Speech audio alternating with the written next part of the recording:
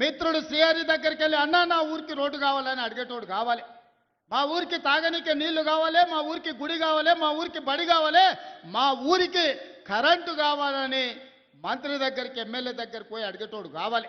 దామోదర్ రాజనరసింహ దగ్గర పోయి కూర్చొని అన్న మా ముఖ్యమంత్రి మా అన్న మా ప్రాంతానికి నీళ్లు నిధులు ఇవ్వమని అడిగేటోడు కావాలి.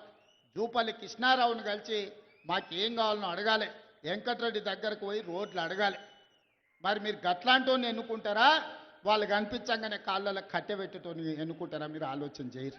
వాడినో వీడినో ఎవరి మాటలో నమ్మి ఫుల్లుకో ఆపుకో ఫుల్లుకో మనం ఓటేమనుక నేస్తామంటే తప్పని గోస ఇక వాడు పెట్టే తిప్పలు లెక్కకు మించినాయి.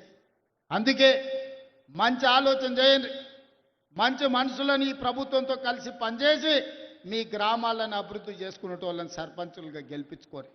మంచోడు సర్పంచ్ అయితే ఊరు బాగుపడుతుంది, ముంచటోడు సర్పంచ్ అయితే ఉన్నది కూడా గుంజుకుంటాడు. ఇంతకంటే ఇక నేను ఎక్కువ చెప్పదలుచుకోలే. మంచోడు అని మీరు సర్ది కడతారంటే వాడు పోయి బొడ్రాయి కాడ కూర్చొని ఫోన్ చేసి మళ్ళీ ఇంటికి వచ్చిన ఇంకేమన్నా ఉంటే పెట్టాలి. అట్లాంటి వానికి మాత్రం ఓటు వేయకండి.